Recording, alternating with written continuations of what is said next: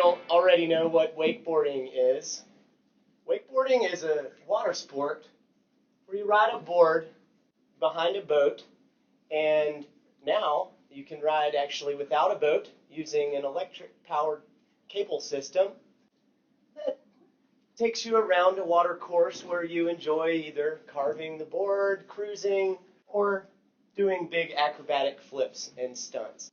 In the competitive world of wakeboarding, you're judged on things such as the maneuvers you do in the air, the degree of difficulty, or how big you go.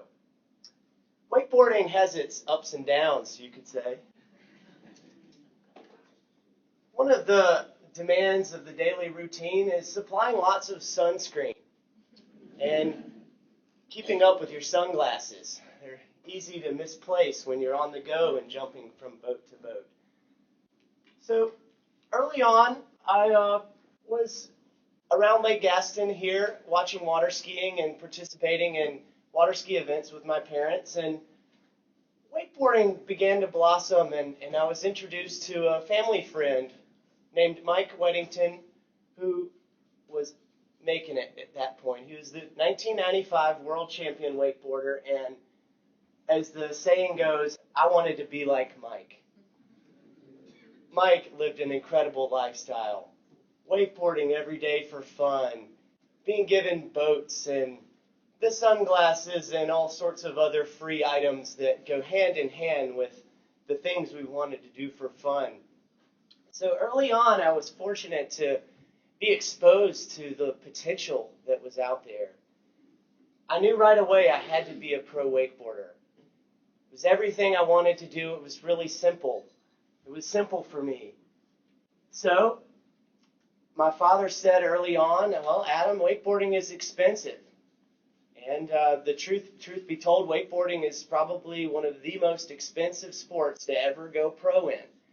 So it's rather discouraging. Sometimes it's discouraging for families to say, oh, why should we spend all this money on a boat or pay for a camp and lessons, and what's this gonna do for our kids one day? And my dad was cautious. At the time I wanted to be like Mike. I was about to enter my first year at a university at Clemson. And he probably saw it coming that my life was going to have a drastic shift in focus as I left for college. And he was quick to remind me, Adam, you know, there's all sorts of great jobs and careers out there. Take what I do. I build boat lifts, and we've built a great business, and now we can afford to have a boat and live at the lake. And your mom and I ski every day, and we love it.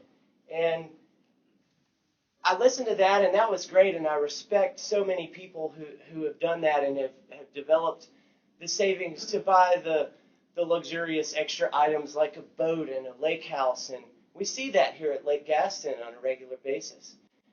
But I knew I needed it now. I needed it then, and I knew as an aspiring athlete that I would have to give it everything I had while I was young.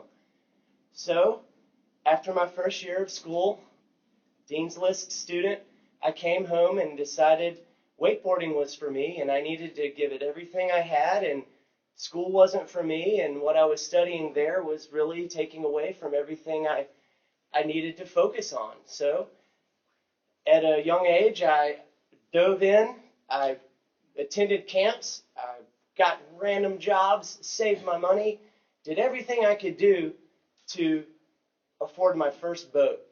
So at the age of 19, I bought my first boat, and then right away started progressing with wakeboarding and getting with other people, and through the connections I'd made in the sport already, was judging and driving at events and being a workhorse.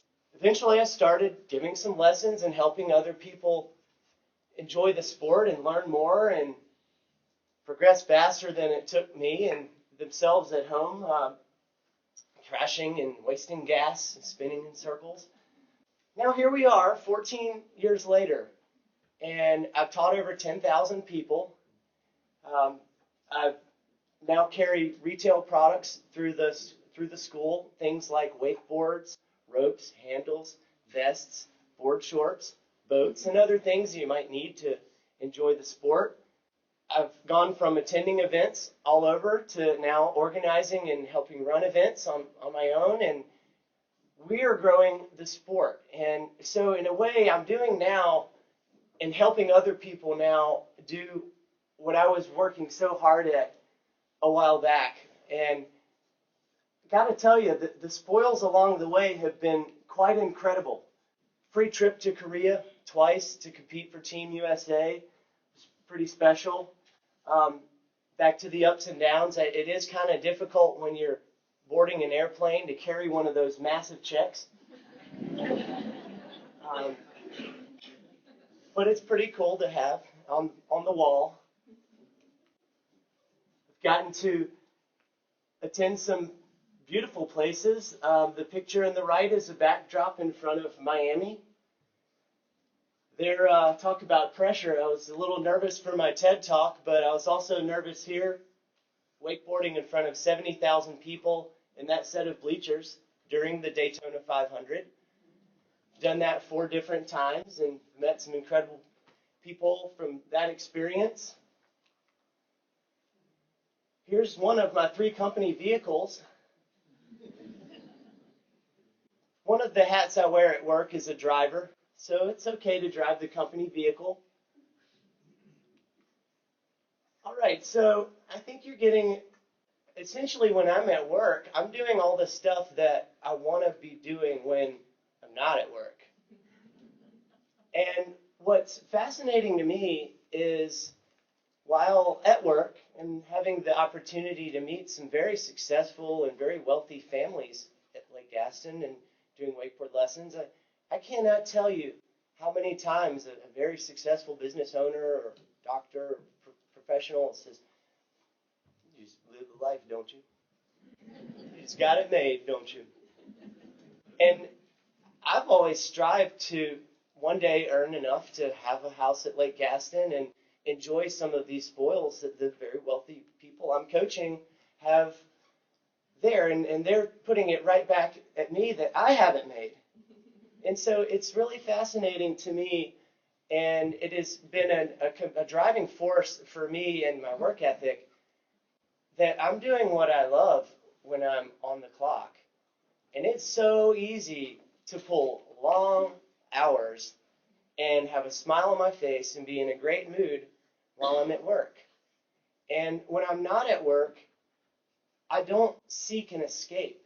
I'm not looking to go take a vacation or go spend money or go blow money or go party because I've worked all week and now I just want to cut my brain off. I don't do that because I'm already having fun while I'm at work. So my challenge for young adults, my challenge for parents, my challenge one day myself as a parent will be to help my child understand what they like to do. Help understand what their strengths are. Make assessments of the things that are most important and most fun. How we can play the majority of the time.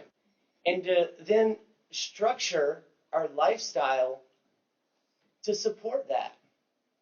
In today's high-tech, fast-paced global world, children are faced with too many jobs to try to choose from. And so many spin circles or waste time or take forever to really zone in on something. And fortunately for me, I zoned in on something early, and now going 14 years into it, I'm pretty young and now am set as far as my accomplishments that I'm proud of, and I have a business that's going to grow and create residual income for me to continue to enjoy what I want to do. At recent Career Day talks, I also brought this up for the kids and challenged themselves to make lists, assessment lists of their strengths. Use those lists and then do research to find jobs that appeal to those strengths and to those likes.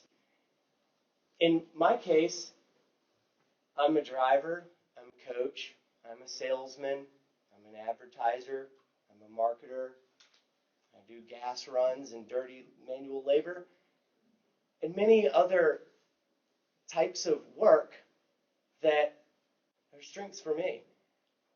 The things that I'm not good at, my weaknesses, I delegate to other people or hire out to other people who like doing stuff like that. And it's totally a win-win for everyone. So it's up to you guys. Everyone has things they like to do for play and fun. And I want to challenge you to make the most of it, to start young. If you're here as a young person and watching this wondering what you're going to be one day, the obvious answer is happy. So put yourself in a position where you're going to be paid to play. Thank you.